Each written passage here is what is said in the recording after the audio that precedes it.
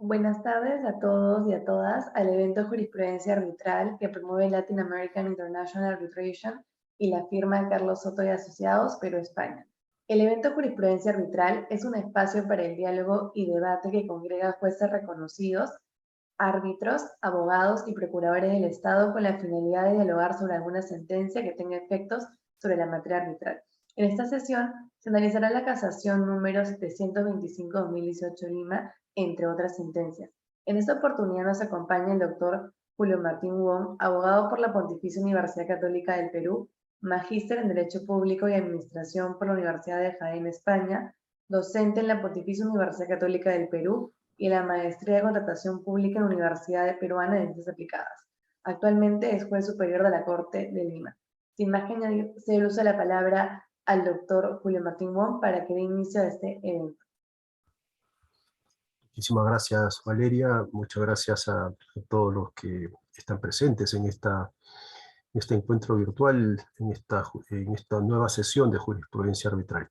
Realmente para mí es un gusto, creo que es la segunda o tercera vez que me invitan, y yo siempre dispuesto a conversar, a debatir un poco, de repente con quien tenga alguna posición distinta, o al menos a conversar sobre estas posiciones que está emitiendo, en este caso, la justicia comercial. La justicia comercial y la Corte Suprema, lo cual es aún más grave, porque ya desde que me escuchan decir la palabra grave es que no estoy de acuerdo con la posición adoptada por mis colegas. Pero bueno, vayamos a nuestro tema después de agradecer a Carlos Soto y Asociados y a Lía por la invitación.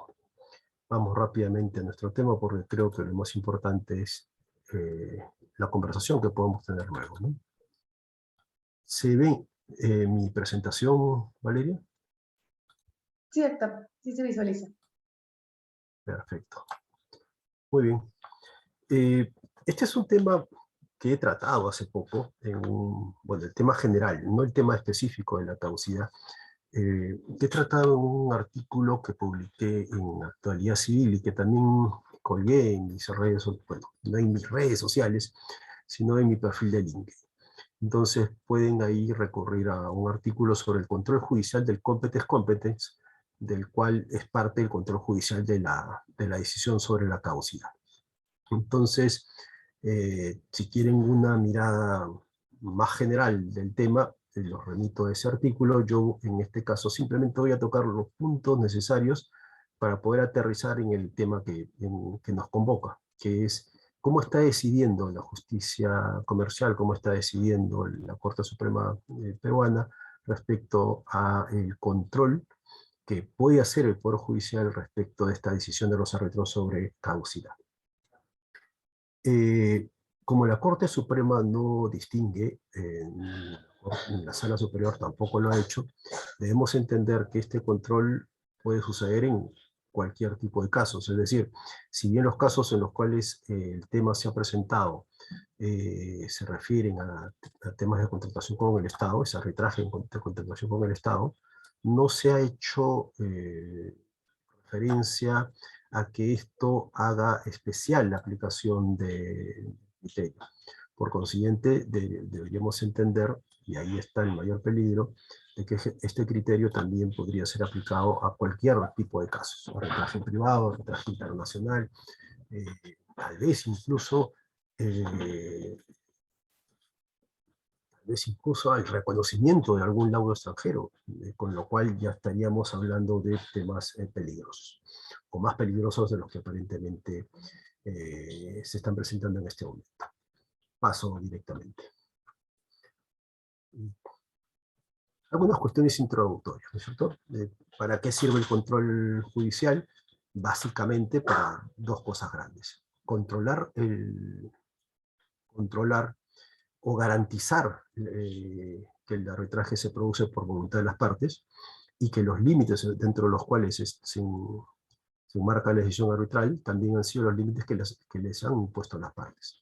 Ese es el primero de las razones para el control judicial. Y la segunda gran razón para el control judicial es que este contrato que los árbitros entregan a las partes, esta decisión arbitral se mantenga dentro de los límites del orden público. dos grandes, entonces, razones, justificaciones del control judicial del laudo.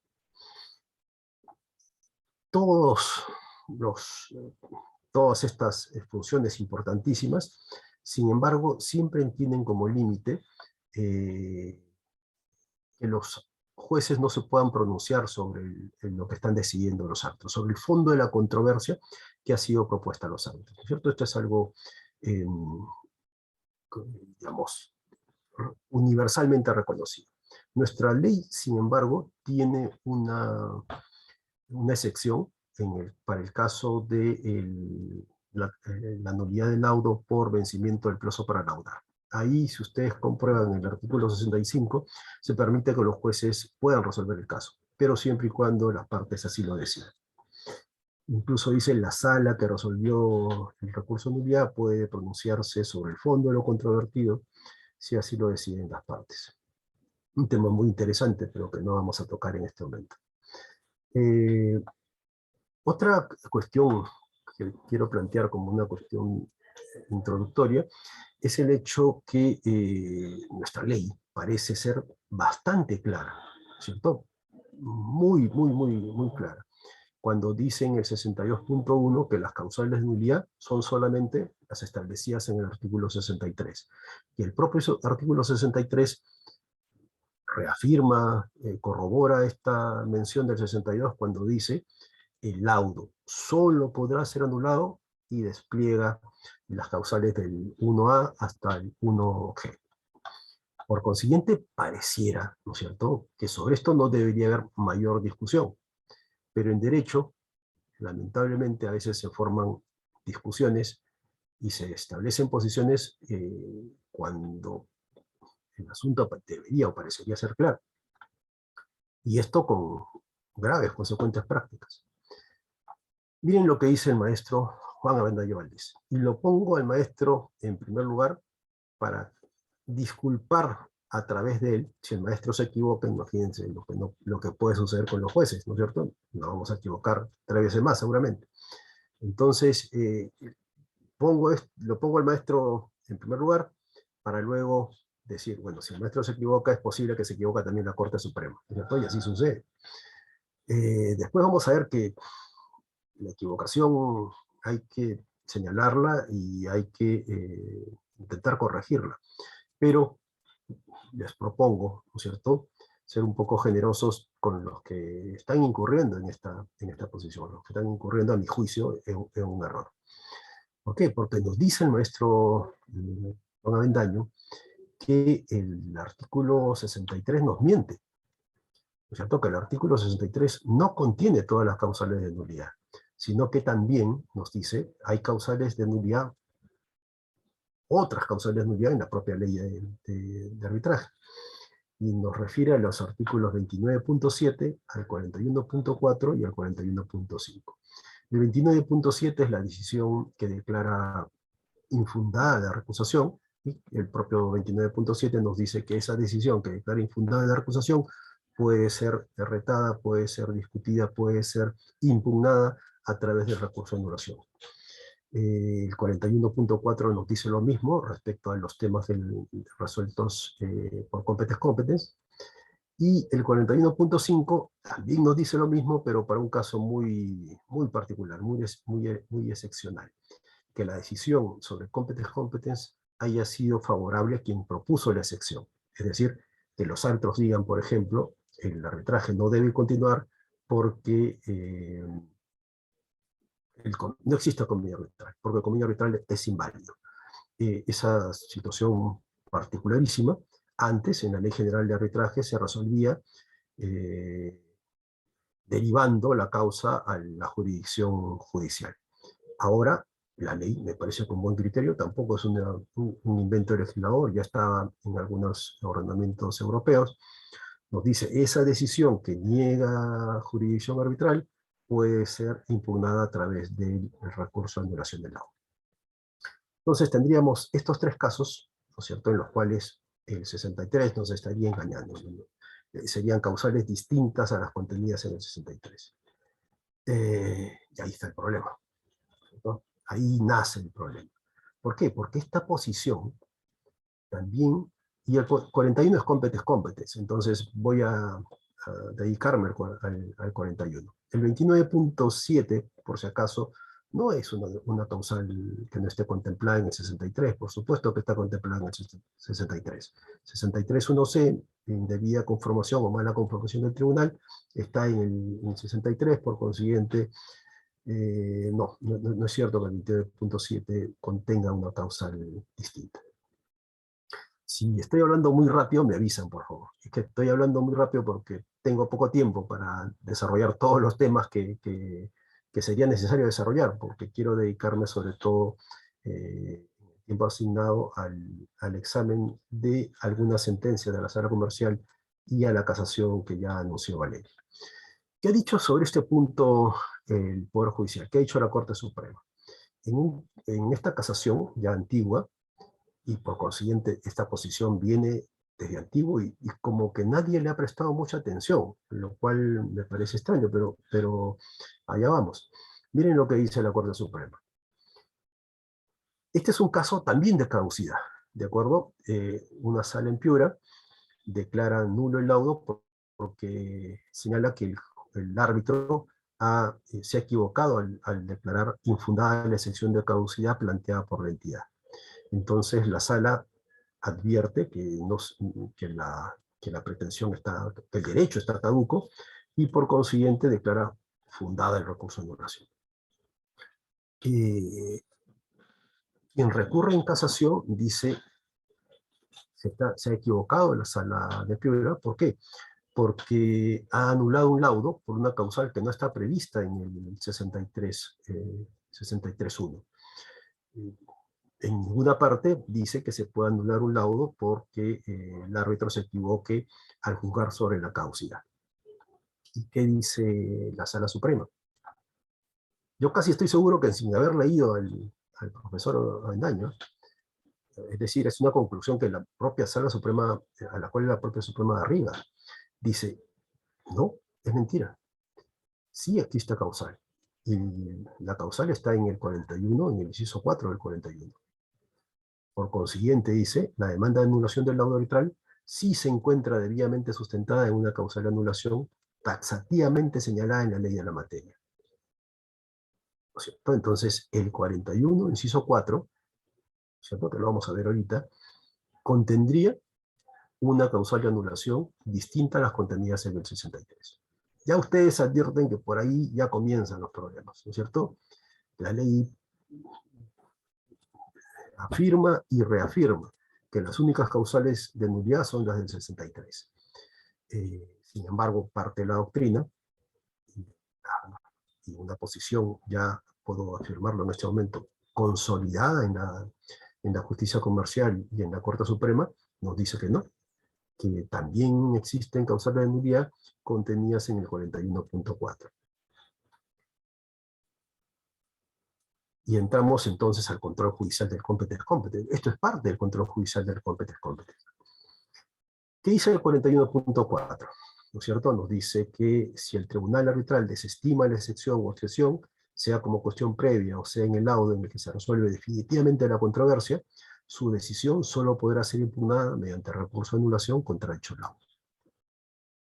Yo me pregunto, les pregunto, ¿ustedes leen que existe una causal de anulación? ¿Está diciendo el laudo será nulo cuando suceda tal cosa?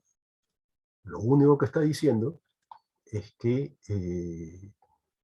si se desestima la excepción, esta decisión de los árbitros puede ser impugnada mediante recurso de anulación contra dicho laudo. Claro, aquí faltó un... Si ustedes comparan la Ley General de Arbitraje con nuestra ley actual, van a encontrarse con estos, entre comillas, pequeños efectos que hacen grandes diferencias. Está mejor redactada en algunos temas, en algunos casos, ¿no es cierto?, nuestra ley general, y no caen en problemas como este. Aquí hubiera bastado con poner coma en su caso, y quedaría más clara la idea, ¿cierto? Yo creo que, y si le preguntamos al legislador, estoy seguro que nos va a contestar de esa manera, que lo que está diciendo es, oye, siempre y cuando esa decisión o el error en esa decisión pueda subsumirse en una de las causales del recurso de anulación del laudo, entonces tienes abierto el proceso de anulación del laudo. Por supuesto que lo tienes abierto. Pero como ustedes ven, parte de la doctrina y la jurisprudencia ha entendido que aquí, cuando propongo una excepción o excepción al tribunal, y el tribunal la resuelve en ejercicio del competens, entonces se abre para mí la posibilidad de que cualquiera sea la decisión que haya adoptado el tribunal, ¿no es cierto? Y ahora también depende del arte que yo tenga para poder plantear una cuestión como previa al tema de fondo. Imaginación puede ser muy amplia para plantear cuestiones previas al tema de fondo, ¿cierto? Esa excepción, y si me dicen que no, voy a poderla retar a través del recurso de anulación del laudo. Ese es, a mi juicio, ya una interpretación que crea graves problemas en la práctica arbitral y judicial.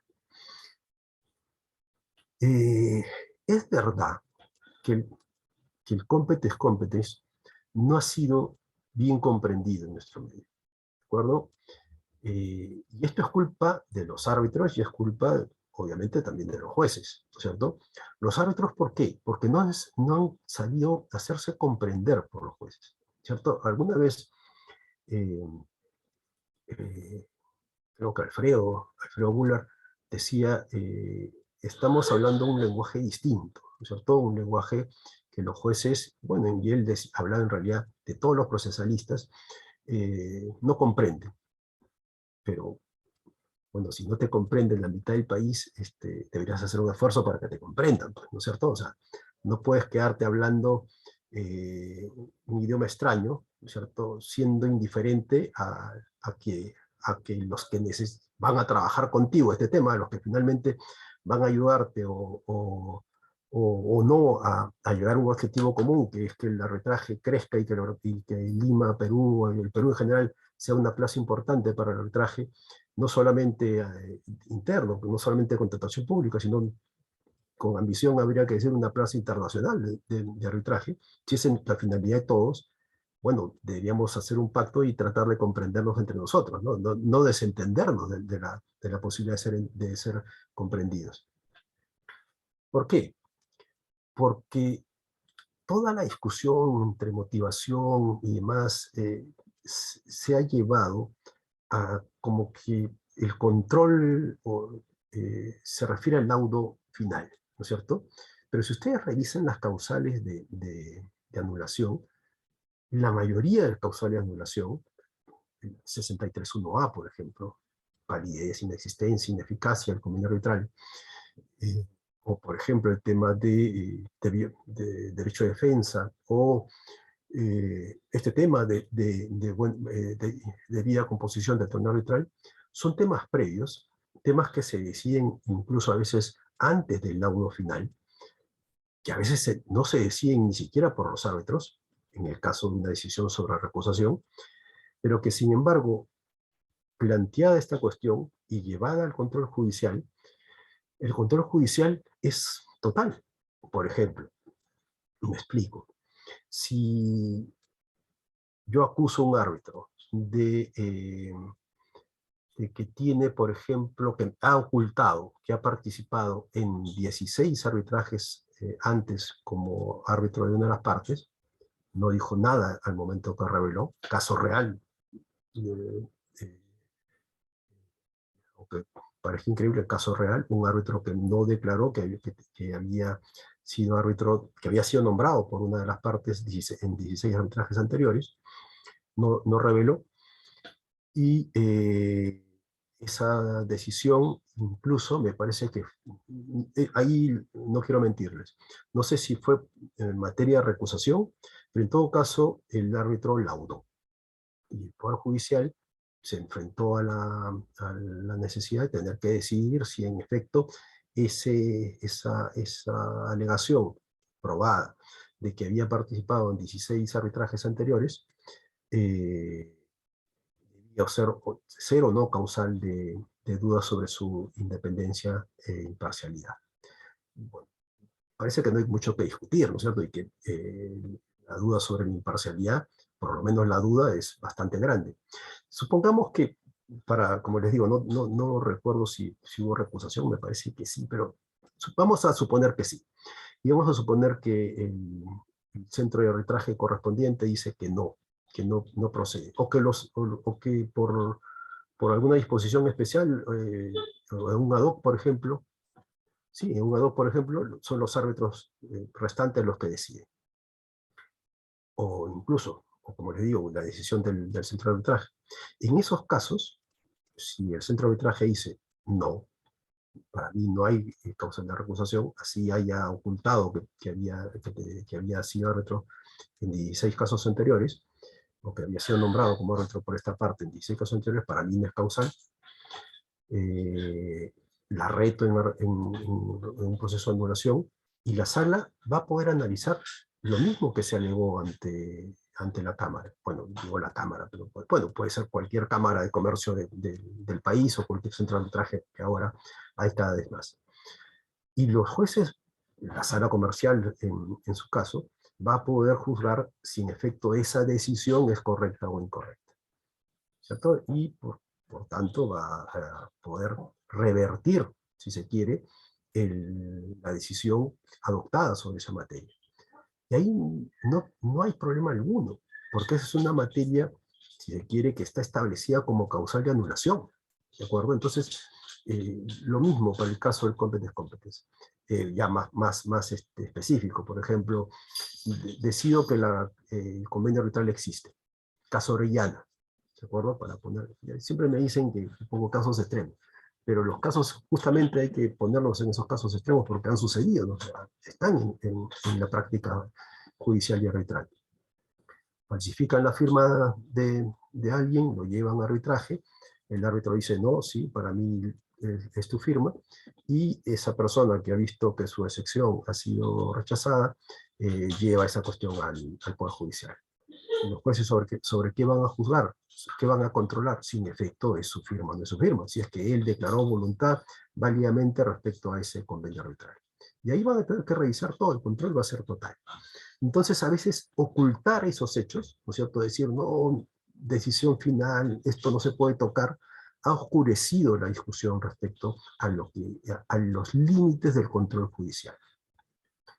Y a veces oscurecer el tema hace que convirtamos en ciego al que va a resolver. Es mejor dar una información lo más adecuada para que pueda comprender el juez también, ¿cierto? Mientras más luz haya sobre este tema, ¿dónde está el límite? ¿Cuál es el límite que no debe traspasar?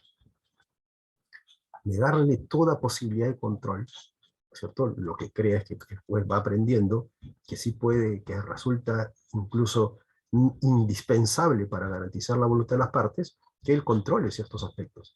Pero al darse cuenta de que no le están dando la información correcta, trastaría y se va más allá de lo que debería ser su función. Y esto se ha trabajado bastante a nivel internacional, ¿no es cierto? Esta es una clasificación que propone Paulson. Jan Paulson nos dice, está en un artículo, también en un libro muy bueno que ha publicado Paulson, nos dice, hay que diferenciar entre cuestiones de jurisdicción y cuestiones de admisibilidad. ¿Cuáles son las cuestiones de jurisdicción? Las que fundan la autoridad del árbitro. Por ejemplo, cuando el árbitro decide, ¿existe convenio arbitral? ¿Soy competente para conocer el convenio arbitral? ¿Incluye a esta persona o no? ¿Incluye a esta pretensión o no? Cuestiones de jurisdicción. Sobre todo, el tema de si el convenio arbitral existe o no existe, si es válido o, no es, o es inválido, es una decisión de jurisdicción en la cual el árbitro juzga respecto de un tema que lo afecta. Porque él es, en este caso, árbitro y parte, entre comillas. ¿En qué sentido? Que si él dice existe convenio arbitral, esa decisión funda su autoridad y le permite ligar a las partes al proceso arbitral hasta el final del proceso, para que luego ellas reten el tema ante el Poder Judicial. Pero, obviamente, ¿por qué se le da esta potestad al árbitro? Porque queremos que el arbitraje avance, porque si derivamos esta discusión al Poder Judicial, no va a haber arbitraje nunca. Pero obviamente, si le damos esa facilidad, si damos esa posibilidad de juzgar sobre un tema que lo inmiscuye, un tema que también lo afecta, obviamente el control judicial sobre esa decisión tiene que ser muy amplio. Pero ¿qué pasa con otro tipo de decisiones? ¿Cierto? A las que Paulson llama cuestiones que de repente, lo traduzco literalmente, de repente se podría traducir mejor como cuestiones de oportunidad o demás, lo dejo a la discusión, reflexionenlo, y de repente se puede proponer un nombre mejor. Él nos dice, ya, decidida la autoridad del árbitro, reconocemos que el árbitro es árbitro. Las cuestiones que resuelven sobre si la pretensión se propuso oportunamente, ahí hablen ¿cómo se llama? Prescripción, caducidad, cláusulas escalonadas, por ejemplo, estarían dentro de las cuestiones que deberíamos llamar, siguiendo a Paulson, que es una propuesta, no es algo canónico, pero me parece que es útil, que nos ayuda a comprender mejor el tema. Estas cuestiones de admisibilidad, la decisión sobre las cuestiones de admisibilidad debería ser final. ¿Por qué? Porque el árbitro ya ha sido reconocido como la autoridad ante la cual las partes quieren que se resuelva el caso. Entonces, estas cuestiones, que no están contenidas, que no pueden ser subsumidas en causales de anulación, no pueden tampoco ser revisadas por los jueces. Nuestra ley no hace esta distinción. No queda claro que la recoja. Yo creo que los legisladores la asumen, ¿de acuerdo? Yo creo que sí creen o sí plantean que la ley deba asumirla. Pero sin embargo, esta es una cita de Paulson, ¿de acuerdo? No la leo bueno, tampoco era el fin leerla, sino simplemente para que les sirva como una referencia a la que puedan ir después. ¿No es cierto? Este es el librito de Paulson, se los recomiendo, es magnífico. Claro, Paulson dice algo interesante, dice, oye, yo estoy proponiendo una clasificación doctrinaria, pero finalmente, ¿quién decide qué cosa es cuestión de jurisdicción y qué cosa es cuestión de admisibilidad? La legislación de cada país. Y puede ser que un país decida, ¿no es cierto?, también incluir dentro de las cuestiones de control, posibilidad de control, estas cuestiones de admisibilidad. Sería un error, dice él, pero puede ser que la ley lo señale. Yo creo que nuestra ley no, no desconoce esta clasificación. Nuestra ley justamente cuando dice causales del 63 y solamente causales de nulidad son las del 63, nos está diciendo algo como esto. Pero nuestra ley, creo, comete un error, ¿cierto? ¿Por qué? Perdón. Tengo un par de mascotas que están inquietas a esta hora. Comete un error, a mi juicio, por supuesto. ¿Por qué? Porque el 62 nos habla de que está prohibido bajo responsabilidad pronunciarse sobre el fondo de la controversia, ¿cierto? Y sobre los criterios, motivaciones y demás. Pero habla del fondo de la controversia. Y le dice a los jueces, está prohibido bajo responsabilidad pronunciarse sobre el fondo de la controversia.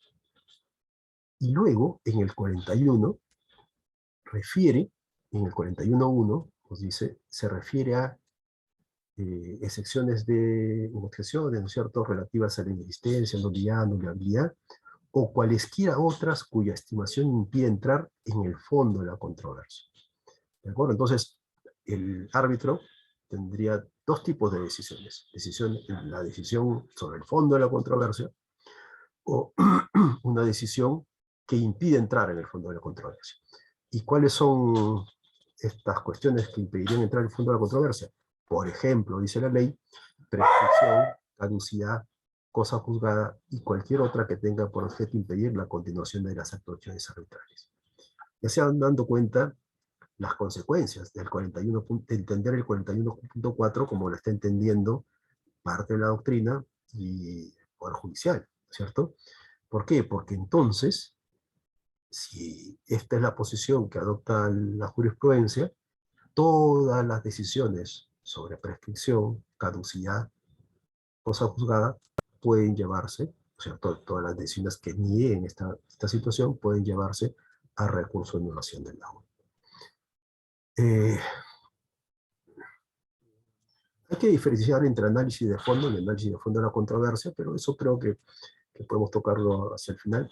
Es importante hacer esa distinción, pero no es lo que quiero, no es lo que creo que es importante en este momento. Pasemos a cómo han resuelto las salas comerciales y la Corte Suprema, y cuál es la posición actual. Y ya les puedo decir, una posición absolutamente consolidada. De repente nos hemos demorado mucho en combatir esta posición, en ponerla a discusión públicamente, y se nos ha pasado, y es culpa de todos. Yo el primero, ¿no es cierto? Yo que me dedico tanto a leer jurisprudencia judicial, he debido poner la alerta sobre esto mucho antes. Lo he hecho de alguna manera, pero creo que ahora sí es cuestión de ser un poco más de bulla sobre este tema. Antes, las salas comerciales, al principio de los tiempos, 2005, 2006, bueno, en realidad nosotros no tuvimos, digo nosotros, yo estuve en 2005, 2006, no tuvimos oportunidad de resolver sobre esta cuestión. Pero más adelante, 2009, 2010, se presentaron casos de resoluciones o decisiones arbitrales sobre caducidad. Y las salas comerciales dijeron, no resuelvo este tema porque este es un tema de fondo del asunto. Miren qué interesante, ¿eh? Sería para cuestión de conversar bastante. La ley dice claramente que para la ley es una cuestión que impide entrar en el fondo del asunto. Sin embargo, la sala comercial decía, no reviso esta decisión de los árbitros porque para mí es fondo del asunto. No explicaba por qué contradecía la ley, pero sería interesante detenernos ahí en ese tema, pero lamentablemente eso no es posible. Como les contaba, el tema surgió en Piura. ¿De acuerdo? Piura envía el caso a Estrella de Belén, ¿no es cierto? Declara nulo por este tema de equivocación del árbitro en caducidad, y la Corte Suprema, en la sentencia que ya les leí en parte, acoge la posición de la sala de Piura. Y luego, ¿no es cierto?, se produce, pues a partir de lo que la Suprema establece, se produce un cambio en la jurisprudencia de las salas comerciales. Esto es repetir lo que ya les dije anteriormente, pero después, 2011 sucedió esto, 2013, miren lo que dice en el 2013 una casación. Esto viene de Junín, tampoco es Lima. Al tratarse la caducidad de una institución de orden público, tiene que declararse de oficio la caducidad. El árbitro tendría que haberla declarado de oficio. Y por consiguiente, cuestión de orden público, la caducidad también, a mí me parece que es la institución, de repente es orden público, ¿no es cierto? Pero un plazo específico no es orden público. El plazo podría cambiar, podría desaparecer incluso un plazo de caducidad específico de una ley, y ese cambio o eliminación del plazo de caducidad no hace que se caiga el sistema jurídico, ¿cierto? Ni que varíe nuestra constitución histórica. Entonces, tampoco creo que esto pueda ser fácilmente sustentado como un tema de orden público. Sin embargo, ya vamos viendo por dónde va la Corte Suprema, ¿no? Considerando cada plazo de caducidad como un tema de orden público. Posición actual de las salas comerciales: caducidad se puede controlar totalmente. Es interesante, y paso a explicarles esta sentencia, que es un expediente 91 del 2012. Pareciera que es una decisión muy antigua, y en efecto lo es. La primera sentencia de la sala comercial declara nulo el laudo, pero sube hasta la Corte Suprema anula la sentencia, y la Sala Superior insiste con la nulidad del laudo, y la Sala Suprema en el 2017, me parece, declara improcedente el recurso de anulación. ¿Qué dijo la Sala Comercial? Dice, como el 41 se refiere a cuestiones que no forman parte del fondo de la controversia, yo, Sala Comercial, no tengo limitación para desplegar mi propio criterio jurisdiccional. comencemos a temblar, ¿no? Comencemos a temblar. Sobre cualquier tema, exactamente, sobre cualquier tema mencionado en el 41. Por consiguiente, aquí dice, transcribe por qué el tribunal arbitral declara que no existe caducidad. Y el tribunal arbitral cita un artículo y lo interpreta, ¿cierto? Dice, el tribunal arbitral consideró de que el hecho de mandar una carta dentro del plazo que no señalaba con tanto detalle las discrepancias en la liquidación, salvaba el plazo de caducidad. ¿Qué dice la sala comercial?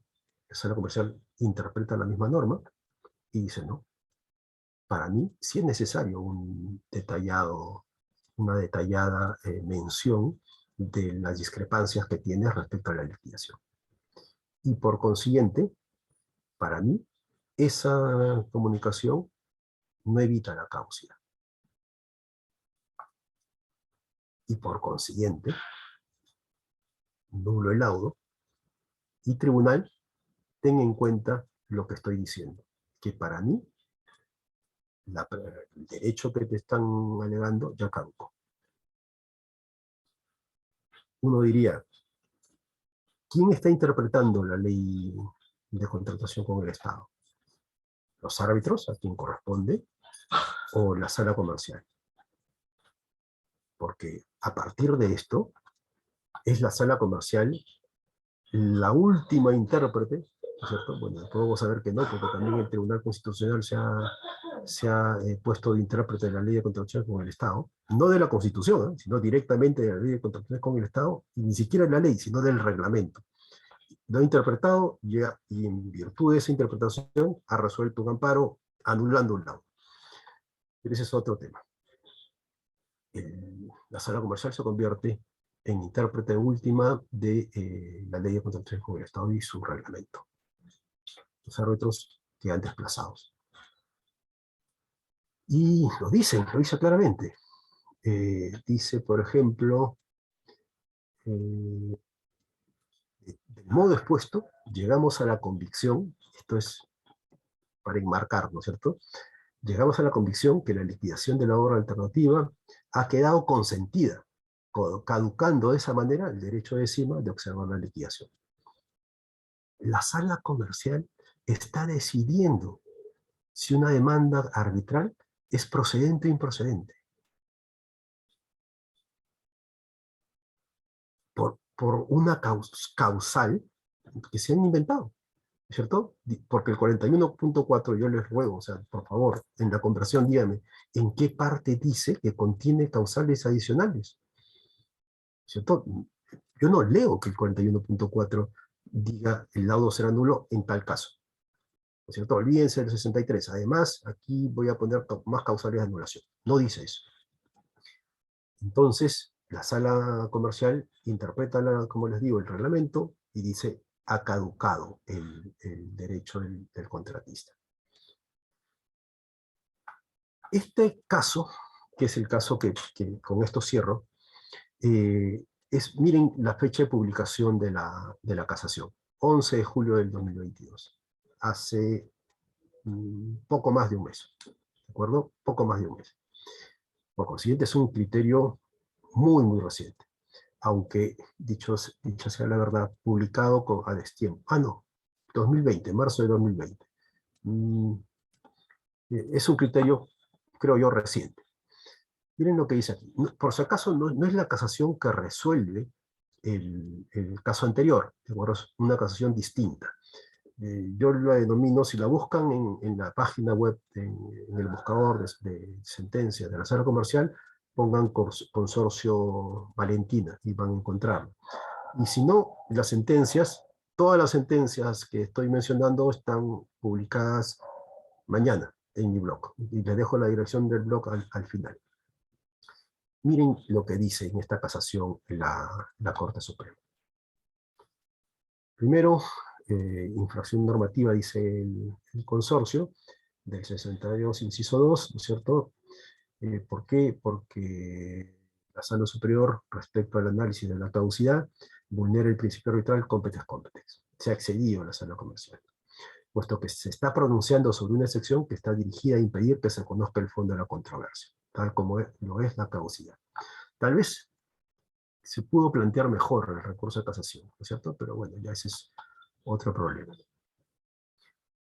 ¿Qué resuelve? Después dicen, ¿qué más? No se habría respetado, dicen, el plazo de caducidad previsto en el artículo 144 del reglamento. Y la parte recurrente considera que el razonamiento esbozado por la sala vulnera el principio arbitral competens competens. La sala comienza a, a fundamentar su decisión. Y que no intenten leerlo, después les dejo las diapositivas también para que leen la sentencia, ¿no? ¿Qué me interesa lo pongo simplemente como para que ustedes puedan comprobar luego de que lo que les estoy diciendo es lo que dice la Corte Suprema, ¿no es cierto? La Corte Suprema dice, está bien, ¿no es cierto? Sí, sí se puede. No se ha excedido la sala comercial. ¿Por qué? Porque lo único que ha hecho es controlar competens competens.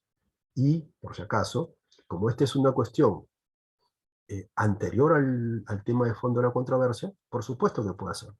Es una cuestión procesal y por consiguiente puede hacerlo. Y aquí sucede una cosa extraordinaria, a mi juicio. Extraordinaria por lo mala, no por lo bueno. ¿Por qué? Porque la Sala Suprema nos dice, declaró fundado el recurso de anulación, la Sala Superior, y dispuso el no reenvío de los actuados. Entonces, obviamente, la Sala Suprema está diciendo, la Sala Superior, la Sala Comercial en este caso, puede anular porque el árbitro se equivoque en un tema de caducidad, pero aún más, la Sala resuelve sobre el tema de caducidad y ya no reenvía a los árbitros. Con lo cual, ¿no es cierto? Ya esto llegó al, al máximo, a la máxima intromisión, que, no, aunque de repente sinceró la posición, ¿no es cierto? Yo, Sala Comercial, soy la que decido sobre el tema de caducidad, y si yo decido que la pretensión ha caducado, yo ya no tengo que reenviarle a los árbitros para que me expliquen por qué yo no tendría que revisar eso. Si para mí caducó, ya no hay más que discutir. La demanda arbitral se declara improcedente.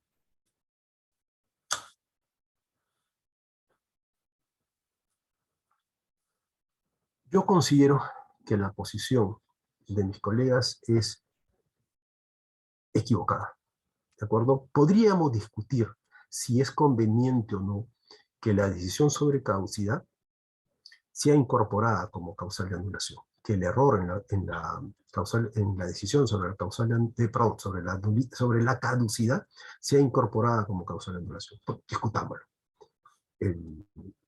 Si ustedes revisan la ley colombiana, para el caso eh, del laudo doméstico, la ley colombiana establece que la caducidad mal resuelta es causal de anulación del laudo, pero no puesto en la ley, y así lo han establecido. En mi opinión, podríamos discutirlo para contratación pública. ¿No? Sí, yo creo que da para la discusión. Lo que sí me parece inadmisible es que esa solución, que como les he presentado, no dice esto va a funcionar únicamente para contratación pública, sino que la decisión es para cualquier circunstancia. En un arbitraje internacional, le voy a poder decir a un árbitro, te equivocaste al jugar caducidad, y siguiendo el mismo razonamiento de la sala, te juzgaste al jugar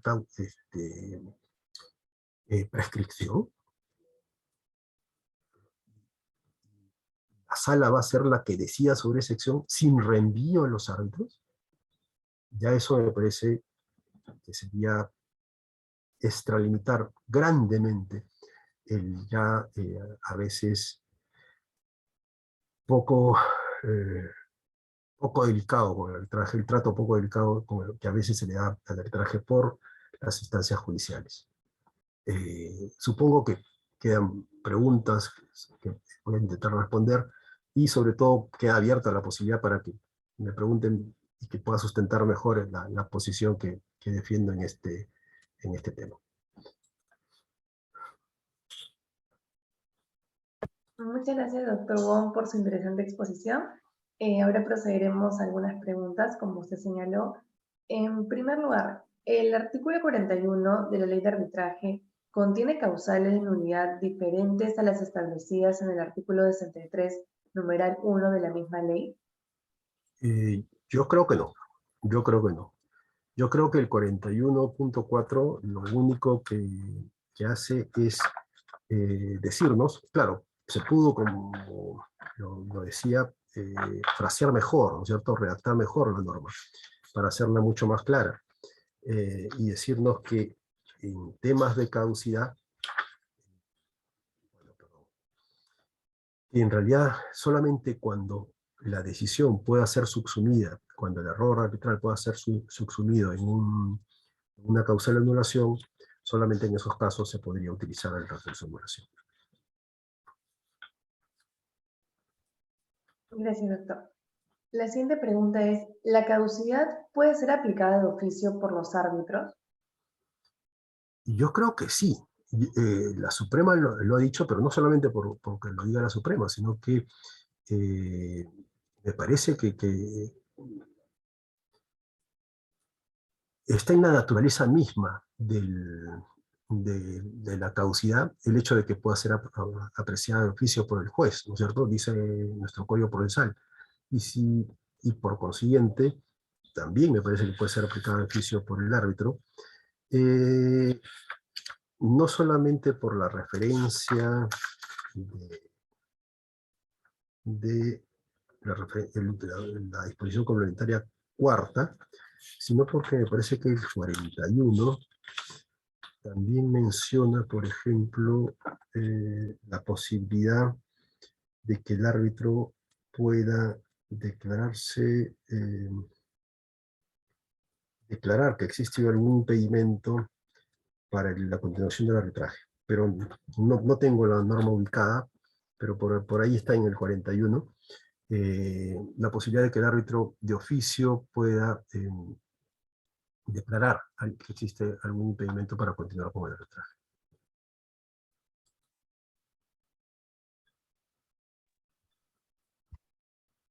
Doctor, otra pregunta sería si, en su opinión, sería posible interponer un recurso de anulación de un laudo porque una de las partes advierte luego de que se emitió este laudo que uno de los árbitros incurrió en causal de recusación. Estaba preparado para recibir un tema sobre caducidad y me perdiste un poco. ¿Puedes repetirme la pregunta, por favor? Sí, si sería posible que una de las partes interponga un recurso de anulación de un laudo porque advierte luego de que se emite este laudo que uno de los árbitros incurrió en una causal de recusación. Me parece que lo mencioné al inicio un poco sobre este tema. Ah, sí. Yo sí. Me parece que sí. A ver, no solamente me parece a mí, sino que también Enrique Palacios ha escrito sobre el tema. Me parece que Enrique pone un ejemplo de qué pasaría si descubro la causal de recusación luego de iniciar el plazo para laudar, ¿no es cierto? Y que según la ley, salvo salvo pacto distinto o disposición distinta del reglamento, precluye la posibilidad de recusar, ¿no es cierto? Y yo averiguo la causal luego de vencido de iniciado el plazo para laudar. En ese caso, dice Palacios, eso no impide que primero yo ponga en conocimiento del árbitro, ¿no es cierto? Lo dice la ley incluso, pero claro, ya no puedo recusar, pero sí puedo poner en conocimiento del árbitro la circunstancia para que el árbitro renuncie. El árbitro no renuncia, sí, sin ningún problema, lo dice Palacios, y yo me adhiero a esa posición, es esa nueva circunstancia, ¿no es cierto?, de partida luego de iniciar el plazo probador o vencida, claro, tiene que ser una circunstancia conocida después del plazo para interponer recusación, ¿cierto? Yo averigüé después, averiguo después que no han revelado alguna circunstancia, por supuesto que la puedo llevar a anulación. Incluso, también en mi opinión, no sé si esto, ya no recuerdo si lo dice también Enrique, me parece que si luego de emitir el laudo y antes de que vence el plazo para demandar la anulación, como me parece ha sucedido en un caso real, averiguo circunstancias que me permiten, averiguo y tengo las pruebas para acreditar que en efecto uno de los árbitros había incurrido en una duda razonable, su independencia o imparcialidad, igual lo puedo llevar a recurso de anulación. Una vez vencido el plazo para demandar, ahí sí, eso ya finiquito, ¿cierto? Y una última pregunta, doctor, es, ¿puede construirse entonces una causal de nulidad del laudo por el error de parte de los árbitros al resolver una excepción de caducidad? En mi opinión, no. En mi opinión, no. En mi opinión, a ver, yo creo que lo que decía antes, ¿no es cierto? La ley invita al error, porque la ley diferencia las decisiones de los árbitros en decisiones de fondo de la controversia, a las cuales pareciera proteger de un modo especial, ¿no es cierto? Y dice, no te puedes pronunciar sobre esto, le dicen los jueces, y luego habla de decisiones que impidan entrar en el fondo de la controversia. Con lo cual, los jueces lo que han entendido es, si tú me prohíbes que me pronuncie sobre este tema respecto al fondo de la controversia, no me has prohibido que me pronuncie sobre estos temas que impiden entrar en el fondo de la controversia y por consiguiente no son fondo de la controversia. El límite estaría dado no porque corresponda a una causal, sino porque si se pronuncia o no sobre el fondo de la controversia. Y el tema no es ese. Ninguna, pero sí habría que subrayarlo 3 veces, ¿no es cierto? Ninguna decisión de los árbitros puede ser revisada por los jueces, coma, salvo que exista causal de anulación del laudo, ¿no? Y esa causal de anulación del laudo, para nosotros, está en el 63.1. Hay una pregunta interesante. La puedo leer, Valeria, está en el chat, así que Sí, doctor. dice, en su opinión, ¿existiría pronunciamiento sobre el fondo si el juez determina que los árbitros no se han pronunciado sobre todos los puntos controvertidos determinados en el arbitraje y teniendo en cuenta ello, declara fundado el recurso de anulación? Ya, estamos hablando no de exceso, sino de defecto, ¿no es cierto? Es decir, una pretensión sobre la cual los árbitros no se han pronunciado. Ha sido propuesta a los árbitros y el árbitro no se pronuncia. Y si esa circunstancia sería causal de anulación o no. A ver, la doctrina tenía, respecto a este punto, respecto a la omisión de pronunciamiento, existía en la doctrina una posición, digamos, que vamos a llamar tradicional. Decían, si no hay pronunciamiento, en realidad no hay nada que anular. Y por consiguiente, la omisión no está contemplada como causal de anulación y por tanto no se puede anular por ese motivo.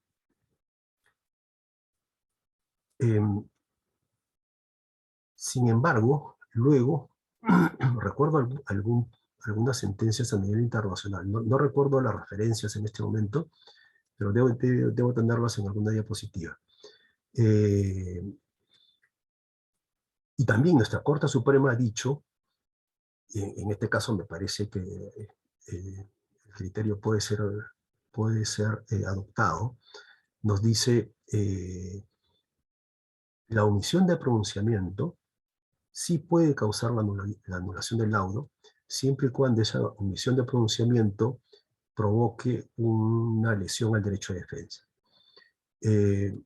Les pongo el siguiente caso, ¿de acuerdo? La doctrina tradicional dice omisión de pronunciamiento, no hay nulidad, ahí no hay nada que anular. Pero les pongo el siguiente caso para que me parece puede llevar a una respuesta distinta. Valeria me demanda y Valeria me manda por $1 millón. Y yo reconvengo para que Valeria me pague $500.000. Efectivamente, el laudo me condena a pagar $1 millón, pero no se pronuncia sobre mi pretensión. Y le pido al árbitro que complete el laudo, ¿no es cierto? Uso el recurso post-laudo de integración, y el árbitro no me contesta o dice que no puede pronunciarse sobre esa pretensión. En ese caso parece claro que a mí me pueden quebrar por esa decisión arbitral, ¿cierto? Es decir, la omisión de pronunciamiento me puede producir un daño tan grande que, y además es una denegatoria de justicia, ¿no es cierto? Que pareciera incluso un atentado a un principio de igualdad básico. Si hay dos pretensiones en juego, pronúnciate sobre las dos. Y en este caso, el no pronunciamiento tiene efectos muy dolorosos sobre la parte que sufren la falta de pronunciamiento.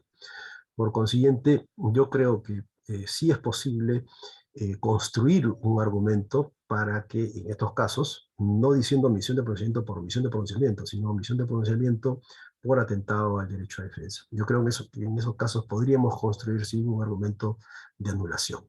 Ahora, si la pregunta se refiere a la falta de pronunciamiento sobre algún tema, ya no sobre pretensión, sino sobre algún punto controvertido en el sentido de alguna discrepancia de hecho o alguna discrepancia jurídica,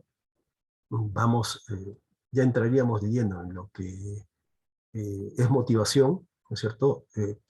Que en principio yo diría no. O sea, en principio no. ¿Por qué? Porque ni siquiera a nivel judicial la, la motivación tiene que ser de tal magnitud que agote todas las cuestiones o todas las alegaciones, o incluso que haya pronunciamiento sobre toda la prueba ofrecida y actuada en el proceso.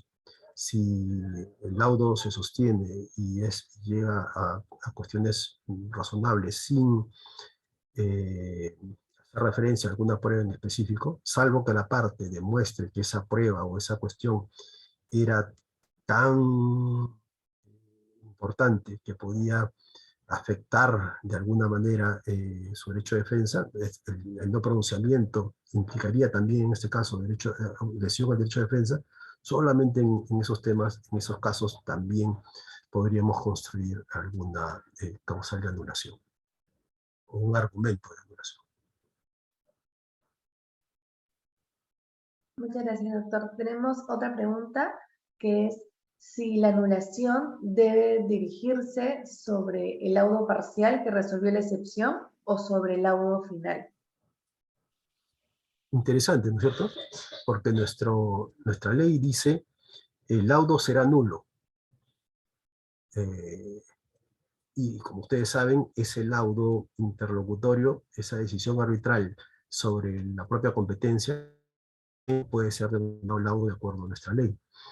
En realidad van a caer ambas decisiones, ¿no es cierto? La equivocación del árbitro respecto, por ejemplo, si se considera que hay cláusula arbitral cuando la cláusula arbitral no existe, eh, eso lleva a que no exista autoridad arbitral y por consiguiente cae todo, cae tanto el laudo parcial como el laudo final o definitivo.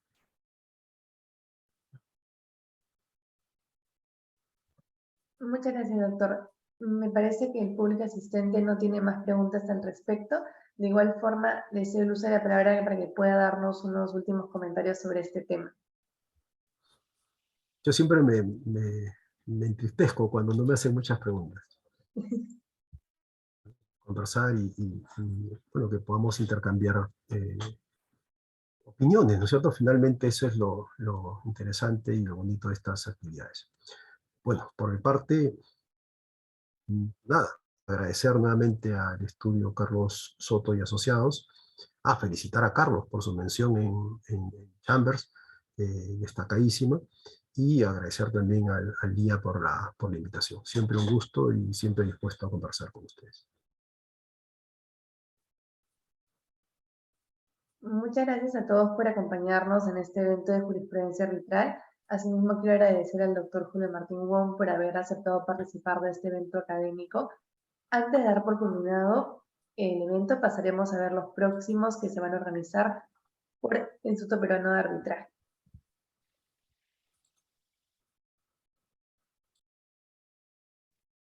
Tenemos el 9º Seminario de Contratación Pública y Arbitraje IPA, que se llevará a cabo el 8 y 9 de septiembre del presente año.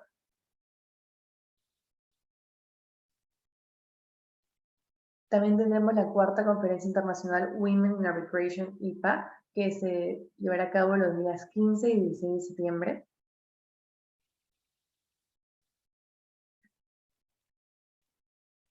El 10º Seminario Internacional de Arbitraje de Inversión, que se hará en los días 22 y 23 de septiembre.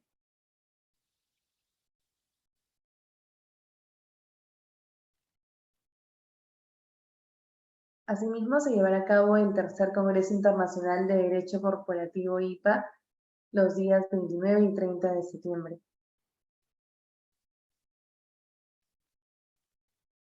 También tendremos el 3er Congreso Internacional de Derecho de la Construcción IPA, los días 13 y 14 de octubre.